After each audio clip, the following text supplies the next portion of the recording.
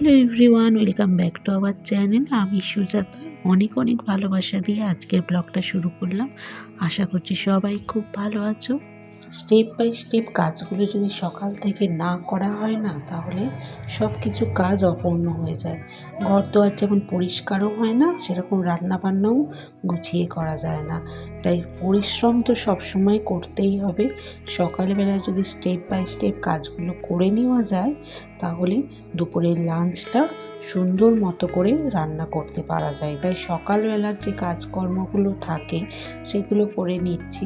যেহেতু বর্ষাকাল, তাই বর্ষাকালে সকালবেলা জামা কাপড় তো ঘরের মধ্যে দেয়াই থাকে, কারণ বাইরে যতটা জল ঝরানো তারপর ঘরের মধ্যেই শুকনো করতে হয়। আর আজকের ওয়েদারে সকাল থেকে একদম ঝমঝমিয়ে বৃষ্টি, আর এই বৃষ্টিতে গরম গরম ভাত তাড়াতাড়ি করে বসিয়ে দিয়েছিলাম। না হলে তাড়াতাড়ি করে রান্না বান্না তো হবে না, আবার হাঁড়ি কড়া মাজারও থাকে। যেগুলো বড় বাসন সেগুলো তো বাইরে মাজতে হয়, বাদ বাকি তো সিঙ্কে মেজে নিলে হয়ে যায়। আর আজকে এই বৃষ্টির দিনে গরম গরম মাছ ভাজা খাচ্ছি না, মাছের কালিয়া করব আজকে। আজ বরের আবদারে বর সুন্দর মতো কাতলা মাছ এনেছে। এই মাছ তার সাথে আবার আমের চাটনি আর ওল ভাতে, এগুলো বর বলেছে করতে হবে, কারণ ওর পছন্দের এইসব জিনিসপত্র বলে দিয়েছে সকালবেলা এই রান্না করুন। যে ঠিক আছে, তাহলে এই রান্না করব। কাতলা মাছটা দারুণ দেখতে, মানে কী বলবো, হেভি খেতেও ছিল। আগের দিন রাত্রেবেলা গরম গরম মাছ ভাজা ডাল দিয়ে খেয়েছি। আর আজকে কালিয়া করছে, আমি রেখে দিয়েছিলাম ভালো ভালো পিসগুলো কালিয়া খাওয়ার জন্য। আর মাছ ভাজা করে ডাল দিয়ে রাতে গরম গরম ঘি দিয়ে খেয়েছি, ভাত আলু সিদ্ধ এসব দিয়ে। এটাও একটা ভালো খাবার। আর আজকে দুপুরবেলার লাঞ্চে এই ওল ভাতে মানে কি সিদ্ধ করে নিয়েছি। ভাতে দিলে তো ভাতটা নষ্ট হয়ে যাবে না, অল্প ভাত যেহেতু আমাদের দুজন মানুষের ভাত, আর তার জন্য আলাদা করে সিদ্ধ করে নিয়েছি। ভালো করে সুন্দর মতো করে মাখবো, কাঁটা চামচ দিয়ে করছি, কারণ হচ্ছে কাঁটা চামচের ম্যাশটা না খুব সুন্দর হয়, একদম নিট অ্যান্ড ক্লিন হয়। এটা ভালো করে সুন্দর মতো করে মেখে নিই।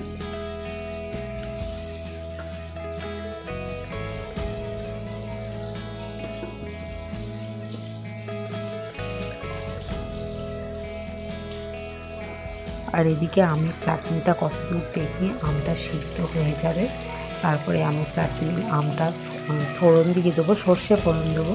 আর এদিকে মাছ ভাজাও চলছে, আর এটা সিদ্ধও হয়ে গেছে ইন্ডাকশানে।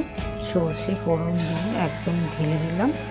আর এটা টেস্টি হয়েছিল, কারণ আমার মেয়েও আজকাল দেখছি চাটনি খাচ্ছে লাস্ট পাতে। ছোটো না, ওর বাবাকে দেখে শিখে, ওর বাবা যা যা ভালোবাসে ও তাই ভালোবাসে।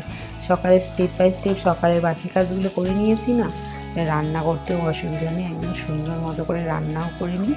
মাছ ভাজা কমপ্লিট, এবার কালিয়াটা বসিয়ে দিই।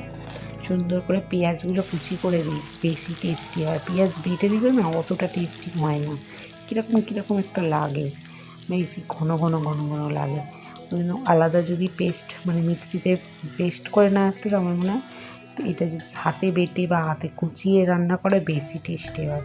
আর আজকে এই বর্ষাকালটা না দারুণ যাচ্ছে, প্রতিদিন বৃষ্টি। গরমকালে যা অবস্থা হয়েছিল, মানে দুর্ভোগ যাকে বলে, মানে ঘুম নেই বর্ষাকালটা করে একটু স্বস্তির নিঃশ্বাস। জানি যে যেখানে বন্যা হয়েছে তাদের খুব কষ্ট, কিন্তু আমরা যেখানে থাকি সেখানের জন্য বৃষ্টি হচ্ছে, বেশ ভালোই ওয়েদারটা যাবে। যদিও বা ঘুমট গরম আছে, তাও বর্ষা বেশ ভালোই লাগছে বেশ গরমের থেকে।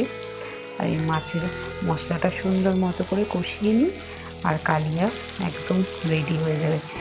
মাখা মাখা করে করবো, যাতে সুন্দর করে ভাতটা খাওয়া যায় তেল মতো করে। এই স্টেপ বাই স্টেপ কাজ করতে গিয়ে না সকালবেলা পুরো রান্নাও তোমাদের সাথে শেয়ার করতে পারি না। আর সোনা যেহেতু আজকে বাড়ি আছে, সোনার কাণ্ড কারখানা দেখো, টিভি দেখে দেখে ও নাকি আঁকে, বুঝলে? দেখেছো কত সুন্দর এঁকেছে? এই যে এটাও এঁকেছে, দুটো টিয়া পাখি সুন্দর করে এঁকেছে, আমি কালার করতে বলছি।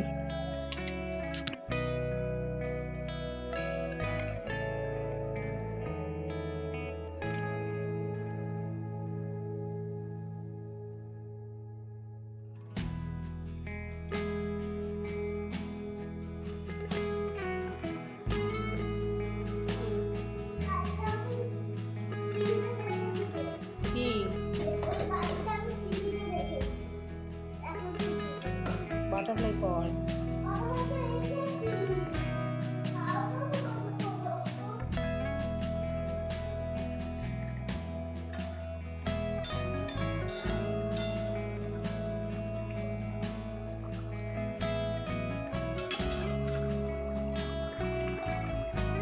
এর মতো সব রান্না বান্না কমপ্লিট হয়ে গেল।